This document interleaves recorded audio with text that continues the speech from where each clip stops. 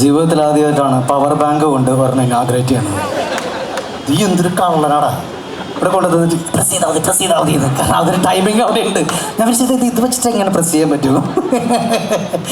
അപ്പോൾ ആദ്യം തന്നെ നാഷിക അതിഗംഭീരമായിട്ടുള്ള ട്രെയിലർ.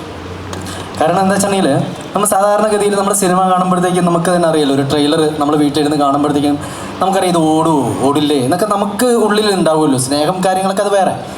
പക്ഷേ എന്ന് പറഞ്ഞതുപോലെ കണ്ടു കഴിഞ്ഞപ്പോഴത്തേക്കും കാണാൻ തോന്നുന്നൊരു സിനിമയാണ്. സന്തോഷം, താങ്ക് യു. എത്രയോ കൊല്ലമായിട്ട് എനിക്ക് നാദർഷിക എന്ന് പറയുന്നത്, ഞാൻ ഫ്ലാഷ് ബാക്ക് ഒന്നും പറയുന്നില്ല കാരണം ഒരുപാട് ഇതുപോലെ ചാനലുകളിലും ഇതുപോലത്തെ വേദികളിലൊക്കെ ഞാൻ പറഞ്ഞിട്ടുള്ളതാണ്. ഗുരുതുല്യനായിട്ടുള്ള വ്യക്തിയാണ്. സിനിമ മിമിക്രി എന്നൊക്കെ പറയുന്ന സ്വപ്നം കണ്ട് നടക്കുന്ന സമയത്ത് എനിക്ക് അവസരങ്ങൾ തന്നിട്ടുള്ള മനുഷ്യനാണ്. ആ വ്യക്തി അമർ അക്ബർ ആൻ്റണിയായിട്ട് എൻ്റെ അടുത്ത് വന്നതാണ് എൻ്റെ ഏറ്റവും വലിയൊരു ഭാഗ്യം എന്ന് പറയുന്നത്. ഇക്കടെ യാത്രയിൽ ഞാൻ ഉണ്ടായിരുന്നല്ലോ, അതിനുശേഷം ഈശോ എന്ന് പറയുന്ന സിനിമയും ഇദ്ദേഹത്തിനൂടെ വർക്ക് ചെയ്യാൻ പറ്റി. നാദർഷികയുടെ ഏറ്റവും വലിയ പ്രത്യേകത എന്ന് പറയുന്നത് ജനങ്ങളുടെ പൾസ് അറിയാവുന്ന, റിതം അറിയാവുന്ന വ്യക്തിയാണ്. അതുകൊണ്ട് തന്നെ അദ്ദേഹം ഏത് പടം ചെയ്താലും ഏത് മ്യൂസിക് ചെയ്താലും അത് ജനങ്ങൾ ഏറ്റുപാടുന്ന പാട്ടുകളായിട്ട് മാറാറുണ്ട്. ഇതിലെ പാട്ടുകളും തീർച്ചയായിട്ടും ജനങ്ങളുടെ പ്ലേ ലിസ്റ്റിലുണ്ടാവും, മനസ്സിലുണ്ടാവും എന്നുള്ള കാര്യത്തിൽ യാതൊരു സംശയമില്ല എന്ന് തന്നെ വിശ്വസിക്കുന്നു. ഒരുപാട് ഓർമ്മകൾ ഇവിടെ നിൽക്കുമ്പോഴത്തേക്കും എനിക്കുണ്ട്.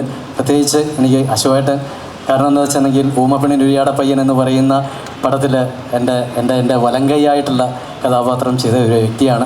അതിനുശേഷം ഒരുപാട് സിനിമകൾ, സുജിത്ത് ഈ പറഞ്ഞതുപോലെ തന്നെ മിനി സ്ക്രീനിൽ നിന്നും അവൻ്റെ സുജിത്തിൻ്റെ വളർച്ച എന്ന് പറയുന്നത് അൺബിലീവബിൾ ആയിട്ടുള്ളൊരു വളർച്ചയാണ്. കാരണം ഒരു DOPക്ക് എന്തെല്ലാം അപ്ഡേറ്റഡ് ആയിക്കഴിഞ്ഞാൽ എന്തെല്ലാം ചെയ്യാൻ പറ്റും എന്നുള്ളതിന് ഉത്തമ ഉദാഹരണമാണ്.